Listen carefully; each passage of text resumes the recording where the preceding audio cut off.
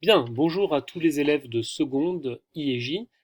Je vais donc faire une première petite vidéo sur les vecteurs. Il va s'agir d'une vidéo de révision sur des choses qu'on a déjà vues dans un chapitre précédent et qui vont nous permettre ensuite d'aller un peu plus loin dans un nouveau chapitre sur les vecteurs.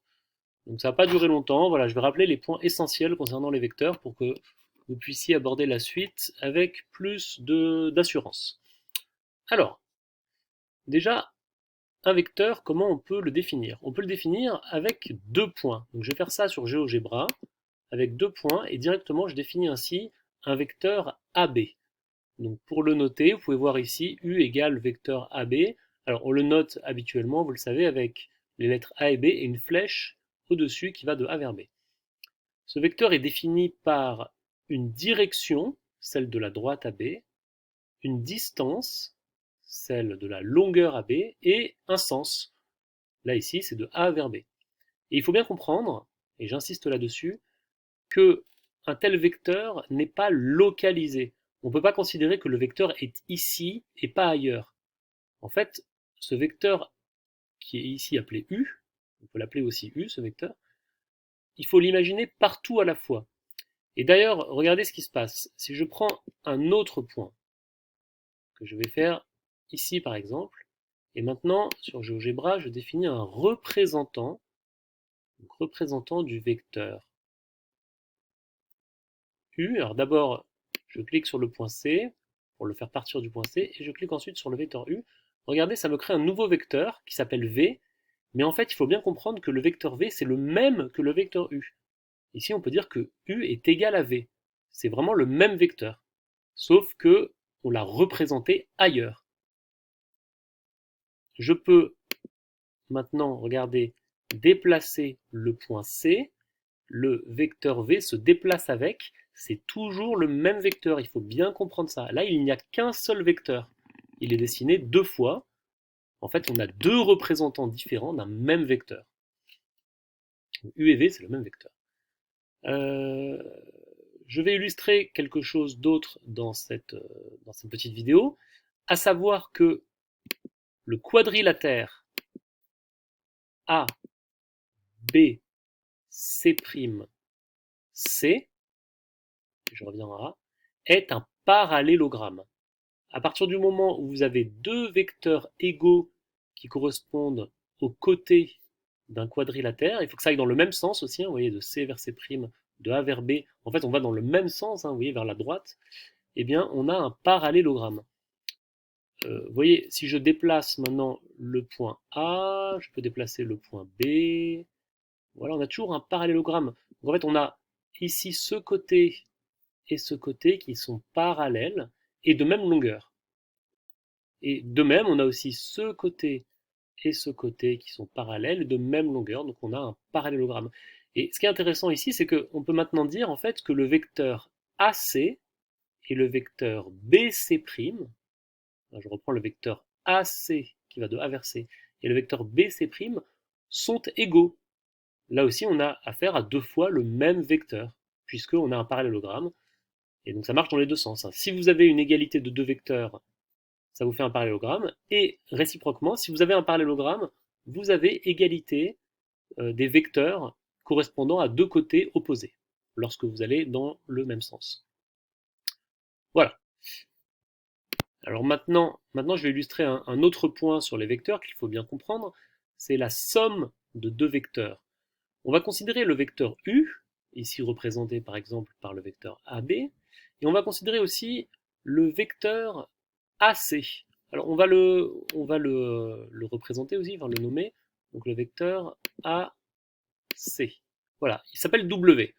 GeoGebra l'a appelé automatiquement W. Et maintenant, on va taper dans la fenêtre de saisie U plus W.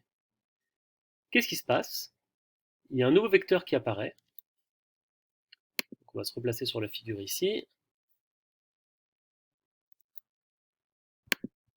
Alors, je viens juste d'effacer le petit truc que j'avais fait en plus là, c'était une petite erreur de frappe. Donc voilà, j'ai un nouveau vecteur qui est apparu. Alors là, il est en train de passer un peu sur le point B. Donc en fait, vous allez voir qu'en fait, c'est simplement le hasard, hein. Si je déplace ce point B, vous voyez, en fait, le vecteur bouge en même temps. Alors ce vecteur-là, il a été mis ailleurs. Donc on a un nouveau vecteur qui s'appelle D, vous voyez, D. Et D, c'est quoi? C'est U plus W. U plus W. Alors, à quoi il correspond ce vecteur? Eh bien, c'est donc la somme du vecteur U et du vecteur W. On a additionné les deux vecteurs. Et en fait, on peut constater que ce vecteur-là, regardez si on construit un représentant de ce vecteur à partir du point A. Et là, je fais un représentant. Vous voyez, donc là, le vecteur D a été recopié ici. C'est le même vecteur à partir du point A. Et ce vecteur-là est appelé E. En fait, c'est le même. Hein. Le vecteur E est égal au vecteur D. C'est le même vecteur. C'est toujours le vecteur U plus W. Et vous voyez, ce vecteur forme la diagonale du parallélogramme. On a ce qu'on appelle ici la règle du parallélogramme. Vous voyez, si je déplace mes points, voilà, tout bouge en même temps. Vous voyez, le vecteur D bouge en même temps que le vecteur E qui est la diagonale de ce parallélogramme.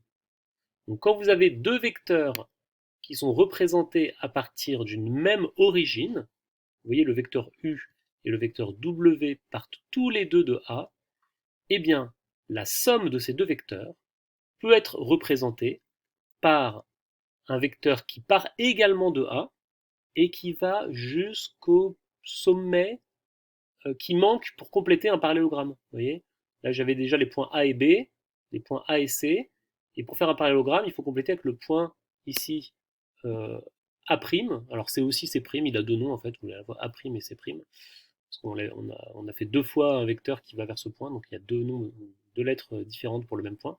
Mais voilà, c'est le vecteur qui fait la diagonale du parallélogramme. On appelle ça la règle du parallélogramme. Et dans ce parallélogramme, on peut aussi retrouver la règle que vous connaissez aussi, la règle de Schall. Regardez, on peut l'illustrer ici avec le vecteur AB, le vecteur U, plus BA', voilà, je ne l'ai pas dessiné ici, mais c'est un autre vecteur. Eh bien, AB plus BA', ça fait le vecteur AA'. Pourquoi ça? Eh bien, en fait, c'est simple à comprendre, puisque ce vecteur BA', c'est le même vecteur que le vecteur AC, vu que ça correspond à deux côtés opposés sur le parallélogramme. Donc quand je fais AB plus BA', c'est comme si je faisais AB plus AC, et ça me fait le vecteur AA', par la règle du parallélogramme. Et on a aussi la règle de Schall, qui dit qu'en fait, si vous avez un premier vecteur qui arrive sur une lettre, et un autre vecteur qui repart de cette lettre, vous voyez là, je pars de A, j'arrive en B, ensuite je pars de B, j'arrive en A', et bien la somme de ces deux vecteurs, ça va être simplement le vecteur qui part de la première lettre et qui arrive à la dernière. Voilà, on peut oublier la lettre intermédiaire.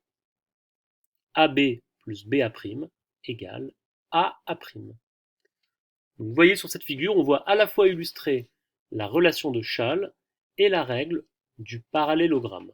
Je m'arrête ici pour cette petite vidéo, j'en fais une autre juste après pour parler un peu de collinéarité de vecteurs.